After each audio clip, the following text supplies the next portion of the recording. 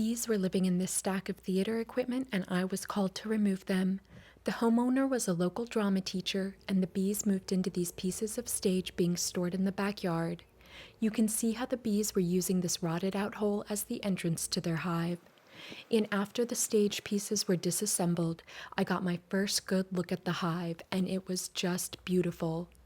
I could tell from all the fresh comb that it didn't look like the bees had been here for too long, but they were very active.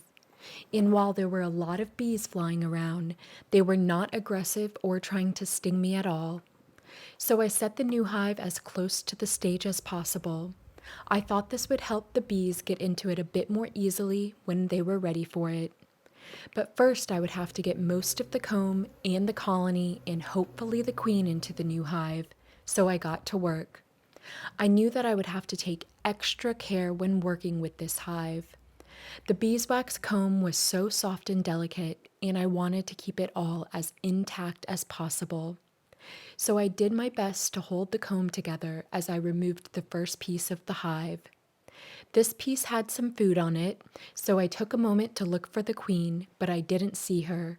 So I put this piece into a frame of the new hive using rubber bands. Then I used my smoker to clear the bees from the next piece of comb that I needed to remove. This piece was just as soft and flimsy as the first, and it broke in half as I grabbed it. But the bees could still use everything inside of it, and they would even put it back together. So I carefully put it into the new hive, and I did the same thing with the rest of this piece. Then I paused for a moment to just observe the bees and to see if I could find the queen. And that's when I saw one of my all-time favorite bee behaviors to see inside the hive. The bee in the center of all the other bees, who is shaking her abdomen and walking around in circles, is actually doing that to communicate with the other bees. She is telling them the distance and direction to fly to find the best flowers for food. And if you think it looks like she is dancing, you're thinking like a beekeeper. Because beekeepers lovingly call this the waggle dance. And it looked like these dancing bees were doing their job quite well because this hive had a wonderful supply of pollen. And while I could have sat there and just watched the bees all day, it was time to get back to work. This next piece of comb was full of worker brood, pollen, and nectar, and it was an essential part of the hive.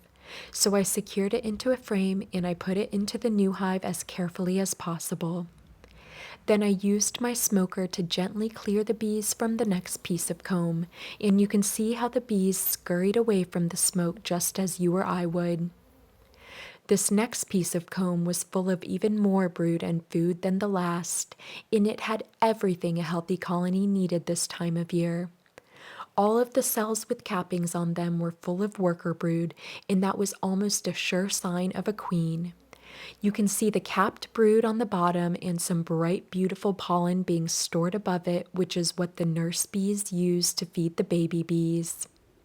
So I slowly slid this piece of comb into a frame alongside the others, and I put everything into the new hive. And since I had not yet seen the queen, I gave the bees some more smoke to clear them off the comb so I could look for her. And that's when, all of a sudden, I saw the queen. At first, she was mostly covered up by the other bees, but then she crawled her way through and I could see her entire body. And that's when I saw it.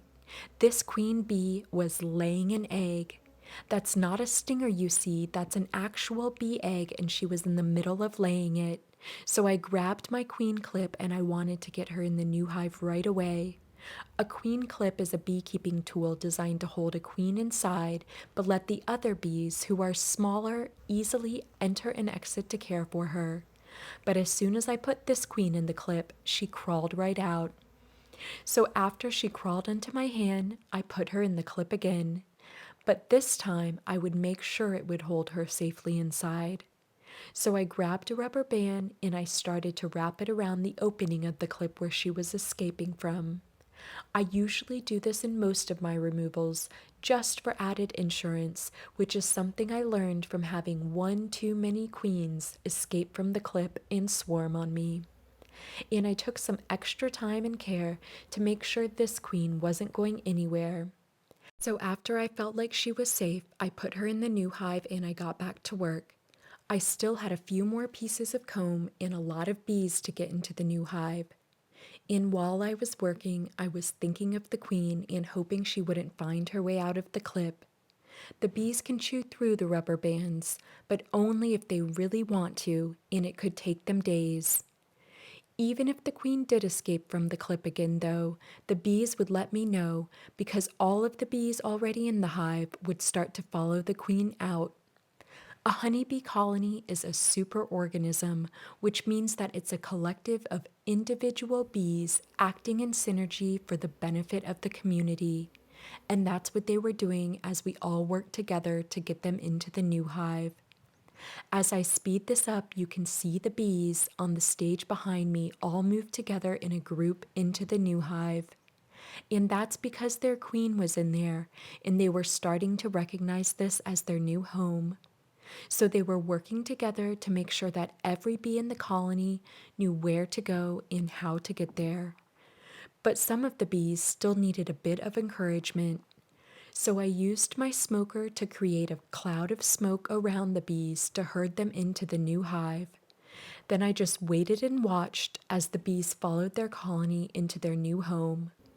There were plenty of bees at the entrance of the hive who were fanning pheromones from a special gland in their abdomen to let the other bees know where to go. And there were a lot of bees following them into the new hive. Over time, as more and more bees started to pick up on those scents, more and more bees would go into the new hive to be with their queen.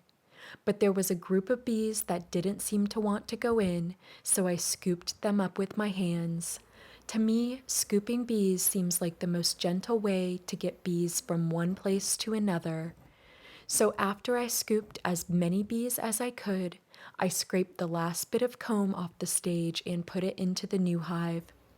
I also used this time to check on the queen. I could see that she was still inside of the clip and that a bunch of other bees had joined her to take care of her, which was a great sign. Since it looked like she wasn't going anywhere, I put her into the new hive. Then I just waited and watched for more bees to move into the new hive. And after I waited long enough, most of the colony was in the new hive with their queen.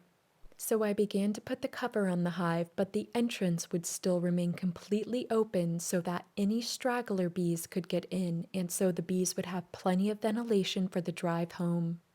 And since the hive is just pieces stacked on top of one another and they're not attached in any way, I used a bungee cord to hold everything together.